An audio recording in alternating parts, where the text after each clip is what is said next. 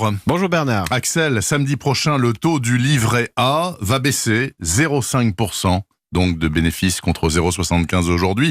Ce sera le taux le plus bas depuis la création de ce livret en 1818. Oui, c'était sous Louis XVIII. Et pourtant, malgré ce taux très bas, écoutez, le livret A continue toujours d'être un franc succès. L'an dernier, il y a une collecte nette de plus de 12 milliards d'euros. En fait, il faut savoir que les Français sont un grand peuple d'épargnants. En France, on a un taux d'épargne de près de 15%. C'est-à-dire que chaque mois, on met de côté 15% de ce qu'on gagne.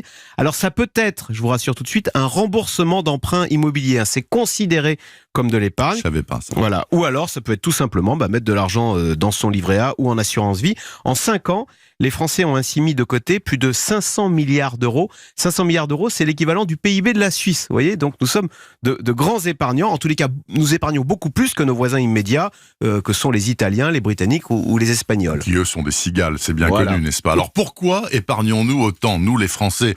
J'imagine que c'est lié à la peur de l'avenir. Exactement, voilà. Les Français ont peur de l'avenir. Vous savez, on dit que le taux d'épargne est une sorte de trouillomètre. Alors en France, on a peur du chômage, mais on a peur aussi d'avoir une petite retraite. Et donc, on met de côté pour ses vieux jours. C'est même, vous savez, l'argument numéro 1 qui pousse à devenir propriétaire. On achète un toit pour ses vieux jours. Pour pas finir à la rue. Voilà, exactement.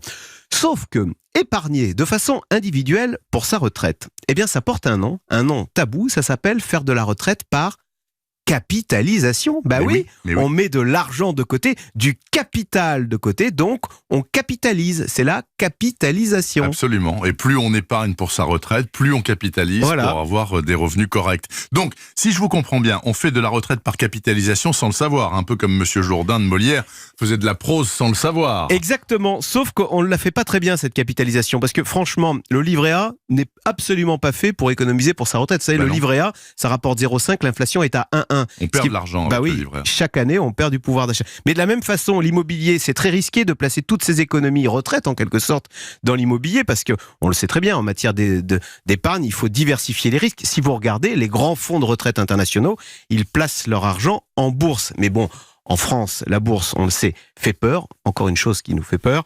Donc, chacun se débrouille dans son coin. On fait sa petite retraite privée par capitalisation en douce. Et chut, on l'a compris, il ne faut pas le dire trop fort, car capitalisation, c'est un mot tabou. C'est très très mal. Et en plus, ça rapporte pas un rond. 0,5% le livret A à partir de samedi prochain. Merci beaucoup, Axel de Tarlet. Bonne semaine économique.